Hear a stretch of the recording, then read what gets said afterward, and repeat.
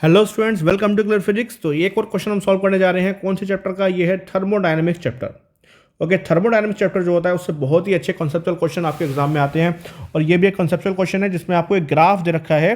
Graph किसका है? Temperature और टाइम का। मतलब कि टाइम के साथ किसी बॉडी का टेम्परेचर कैसे चेंज हो रहा है वो आपको इस ग्राफ में बताया गया है।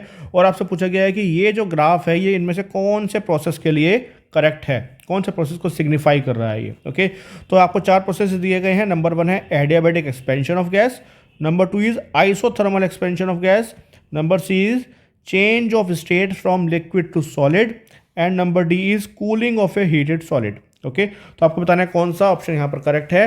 तो देखिए, इस ग्राफ के हिसाब से जो आपको चार ऑप्शन दिए गए हैं इसमें से एक ऑप्शन ऐसा है जिसको हम सीधा देखते ही इसको हम नेगलेक्ट कर सकते हैं। वो ऑप्शन कौन सा है? वो है बी। बी जो है आइसोथर्मल एक्सपेंशन ऑफ गैस। देखिए, जब भी किसी गैस का आइसोथर्मल एक्सपेंशन होगा तो आइसोथर्मल प्रोसेस क्या होता है?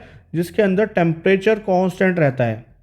ओके, लेकिन इस ग्राफ को देख के तो हमको नहीं लग रहा कि टेम्परेचर कांस्टेंट है, बिकॉज यहाँ से यहाँ तक टेम्परेचर डाउन हो रहा है और फिर कुछ टाइम के लिए कांस्टेंट है और फिर यहाँ पर फिर से क्या हो रहा है? डाउन हो रहा है। इसका मतलब ये graph isothermal expansion of gas को तो सिग्निफाई नहीं करेगा क्योंकि यहाँ पर टेम्परेचर चेंज हो रहा है। ओके, तो इसका मतलब ऑप्शन नंबर बी तो आपका रॉन्ग है। अब एक और ऑप्शन है जिसको हम नेगलेक्ट कर सकते हैं, वो है आपका option number D, cooling of a heated solid. इसको क्यों नेगलेक्ट करेंगे? क्योंकि जब भी कोई सॉलिड अगर कूल होगा तो इसका मतलब उसका टेम्परेचर जो है वो लगातार कम होना चाहिए, डाउन होना चाहिए। कूल होने का मतलब टेम्परेचर डाउन होगा। लेकिन यहाँ पर क्या दिख रहा है आपको? यहाँ पर आपको इस प्रोसेस के अंदर टेम्परेचर कॉन्स्टेंट दिख रहा है। यहाँ से यहाँ तक तो टेम्परेचर डाउन हो रहा है, लेकिन उसके बाद टेम्परेचर बहुत टाइम के लिए कांस्टेंट हो गया है, टाइम के साथ वेरी नहीं कर रहा है, ना ऊपर जा रहा है ना नीचे जा रहा है, कांस्टेंट टेम्परेचर है। तो इसका मतलब ऑप्शन नंबर डी भी गलत है। अब बचते हैं दो ऑप्शन नंबर ए एंड सी। ए में आपको बोला है एडियाबैटिक एक्सपेंशन ऑफ गैस। अब देखिए, जब भी किसी गैस का एडियाबैटिक एक्सपेंशन होता है तो एडियाबैटिक एक्सपेंशन में क्या होता है? एडियाबैटिक एक्सपेंशन के अंदर हीट का ट्रांसफ़र नहीं होता, हीट का ट्रांसफ़र बिल्कुल नहीं होता, बट टेम्परेचर चेंज होता है। अब जब भी किसी गैस का एडियाबैटिक एक्सपेंशन होगा तो एडियाबैटिक एक्सपेंशन जैसे ही होगा तो गैस हो जाएगी ठंडी, कूल हो जाएगी, ठंडी हो जाएगी। इसका मतलब उसका टेम्परेचर हो जाएगा डाउन। और अगर किसी गैस को हम एडियाबैटिकली कंप्रेस करते हैं तो वो गर्म हो जाती है, उसका टेम्परेचर बढ़ जाता है। तो टेम्परेचर एडियाबैटिक एक्सपेंशन में कम तो होगा, बट यहाँ पर क्या हो रहा है? यहाँ से यहाँ तक तो टेम्परेचर आपको कम हो रहा है, यहाँ भी कम हो रहा है, बट ये प्रोसेस फिर से बीच वाला जो है यहाँ पर आपको कांस्टेंट टेम्परेचर मिल रहा है। इसका मतलब ये एडियाबैटिक एक्सपेंशन तो नहीं है, क्योंकि एडियाबैटिक एक्सपेंशन अगर होगा तो उसका टेम्परेचर कम होगा, कांस्टेंट नहीं रहेगा। ओके, तो आपके ये तीन ऑप्शन तो आपके हो गए रॉन्ग। तो कौन सा ऑप्शन बचा?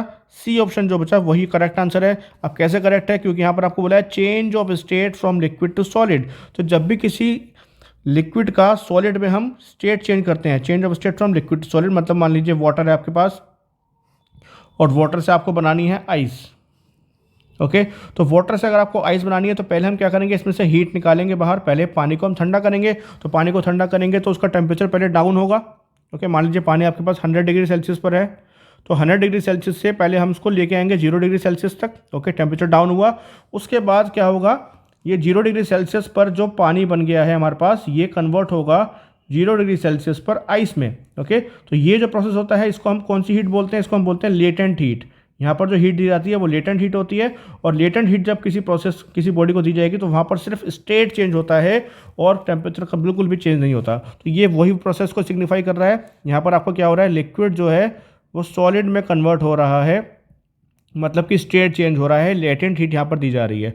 और जब ये पूरा का पूरा कन्वर्ट हो जाएगा, पूरा का पूरा जो पानी था 0 डिग्री सेल्सियस पर वो कन्वर्ट हो गया जब पूरा 0 डिग्री सेल्सियस पर आइस में, तो क्या होगा? उसका टेम्परेचर फिर से डाउन होना स्टार्ट हो जाएगा अगर हम फिर से उसकी हीट को बाहर निकाल रहे हैं। तो ये यहाँ पर क्या है? यहाँ पर पूरा का पूरा पानी जो था वो आइस में कन्वर्ट हो गया और फिर से उसकी टेम्परेचर अब कम होना स्टार्ट हो गया। तो मान लीजिए यहाँ पर इसका टेम्परेचर हो जाएगा -15 डिग्री सेल्सियस, आइस बन जाएगी। ओके, तो लिक्विड से सॉलिड बन गया। तो ये प्रोसेस जो सिग्निफाई कर रहा था वो किसको सिग्निफाई कर रहा था? Change of state from liquid to solid. Okay, तो ये अगर आपको क्वेश्चन समझ आया तो प्लीज़ वीडियो को लाइक कीजिए, चैनल को सब्सक्राइब कीजिए और वीडियो को ज़्यादा से ज़्यादा शेयर कीजिए। Thank you.